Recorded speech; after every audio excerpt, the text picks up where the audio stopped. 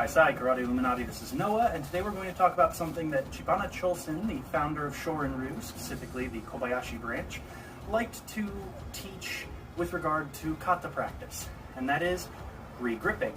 Now, re-gripping in Kata is the act of closing, opening, and re-closing your hands. Whether that happens back here or out here, doesn't really matter. The idea is the same. And this is something that is advocated against in most karate these days, primarily for aesthetic reasons. If you're constantly opening and closing your hands as you do things, they're going to look sloppy in tournaments and demonstrations, things like that.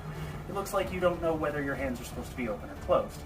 On the contrary, the whole purpose of practicing this is to ingrain within the student when to open and close the hands. And this is based on the applications of those movements. So for example, if you see the hands pull back to a stacked hands position like this, and they're closed, typically they're holding on to something. But if to, say, follow up from that, you want to strike the opponent, for example, like Pasai does, this way, well, keeping your hands closed like this while you have hold of a limb doesn't work very good. You have to let go with at least one of your hands. And so by learning to re-grip, you know when in the application you are supposed to let go or grab, and then you're building on it in your solo practice as well, knowing when to release, when to grab.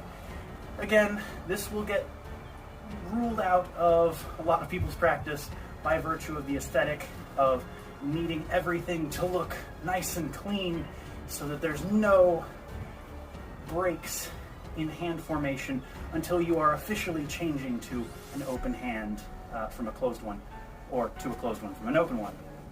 But this is something that has a lot of value if you are able to incorporate it into your training. Even if it's not something that you work on all the time, it is beneficial when you're working specifically visualization of your applications in your kata practice, which a lot of us have to do these days because we don't have partners available during a pandemic as often.